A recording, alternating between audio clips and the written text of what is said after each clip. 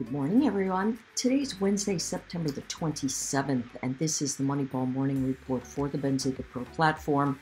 I've got a couple of shaded regions to show us what we're looking at. We've got ourselves a little bit of an oversold bounce going, and this morning durable goods came out, and it absolutely washed everyone into the base of the Keltner channel. Notice how quickly it turned around. So what's the takeaway? Well, when you're using a terrific chart like this one, where it builds you a Keltner channel, and you are saying to yourself, you know what, I think I'm going to go long, and let's say you took the long at the support edge here. It looks really, really great. The question then is, where would your stop be? And a lot of times we will say, oh, you know what, I'm going to put my stop at the base of the gap. But the chart will run the stop and then immediately turn around, and all of a sudden it would have been a great trade. So what do you do there?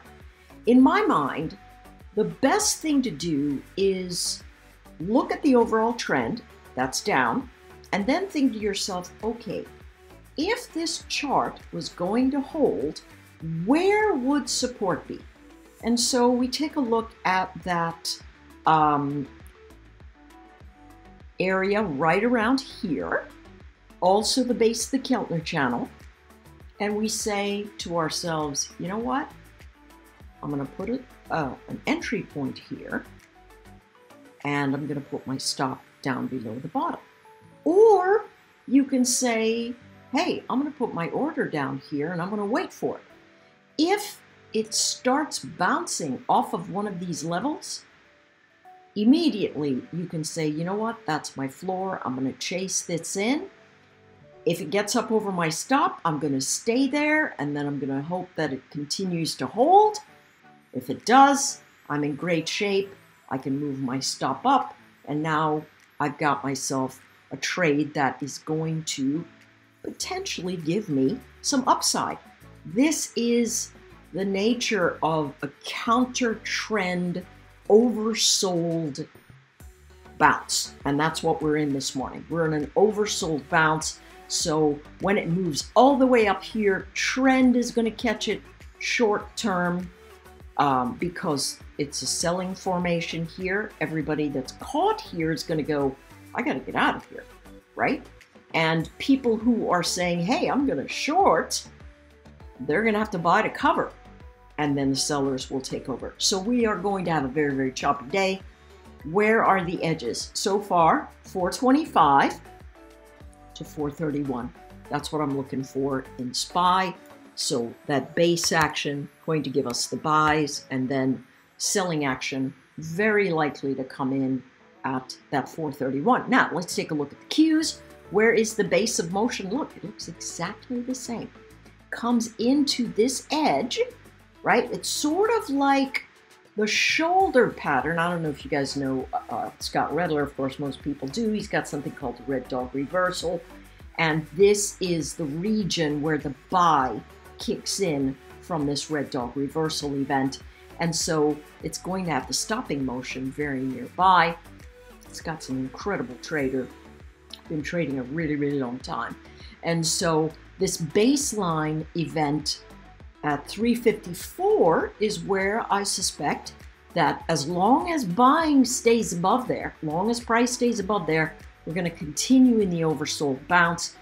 Probably going to take us anywhere from 357 to 360 potentially in the Qs. Let's take a look at the IWM. This one is very heavily shorted, so it should see one of the biggest snaps in a rally formation. And notice 830 came in, did not even fill the gap. That's very interesting. And so this tells me, hey, you know what, there are a lot of people weighted on the side of this that says it should fade pretty dramatically, but this 174 area starting to look supremely important. That's 174 for the base, maybe even 174.60 for the floor, and then 176 to 177, potentially even 178 if this squeeze takes over on the day. Let's take a look at the ES.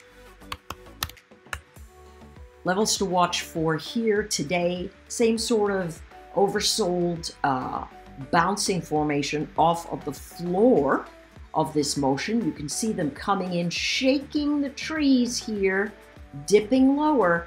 That tells us there's weakness, right? If there wasn't weakness, the wicks wouldn't even show up, right? It would just be automatic buying, and we have a lower high. So this, to me, looks very, very sideways. Maybe 43.40 as the top of the range, 43.40, 43.50. That's this wick right here, right? Somewhere around that zone potentially is going to cap us on the day while this oversold bounces. The floor, 43.21, that's the line in the sand that I'm looking at. If we lose the 43.21 area, we are very likely to head back into this zone down here, which is 43.17 to 43.12. Let's take a look at the cues. Note the formation, same sort of thing, but this is high, low, lower, high, lower, low. A lot of weakness starting to show up in tech. My suspicion is, again, it's going to participate in the oversold bounce. Where is that bounce? You know, it could be beginning at the bottom of the Keltner channel, but I'm thinking it's had so many shots of bouncing up, retest the area, bouncing up, retest the area, that this zone that it made on the lows at around 14,730 is where we're going to watch, right? Right here at this 729, 730 area. Where is the top of the range? Now, you know the cues can really move. My thought is 14,800, maybe the top of this Keltner channel here at 14,810, right? In the range of what's going on. Ooh, that happens to coincide with this wick thereabouts. And then, of course, we could easily, if it starts squeezing, it could head, you know, a fair bit higher into that 14,840 to 14,850 area. The last thing we're going to look at is oil. It's on a rampage. A lot of people thinking about shorting it and getting clobbered. It is moving into the thin part of the volume profile here, so either this motion is from traders that are like, holy cow, I got short and now I've got to cover. There are a lot of people that are short in this zone, and I think they're flat out wrong because the dips are buys. But I already said, you know, I don't really want to buy it below 80 until it gets to 86. But it's not giving me that shot right now. My suspicion is this is some kind of blow off top. The volume is much lighter in this overnight motion, and I am going to take a gander at this line in the sand here and say, you know what, 93, we're going to have people taking some profit, right? And so that really is where this is sitting. As long as it pulls back, folks, and comes into a higher low, we are going to have ourselves a bounce formation. Take a look at the ribbons. The ribbons say buy the dip. Now, my love for the ribbons say, hey, listen, I'd like to buy the dip between 86 and 88, but it's not going, it's not giving me that yet. So I simply have to wait for this formation. Could I short up here? Absolutely. Do I want to? Absolutely not.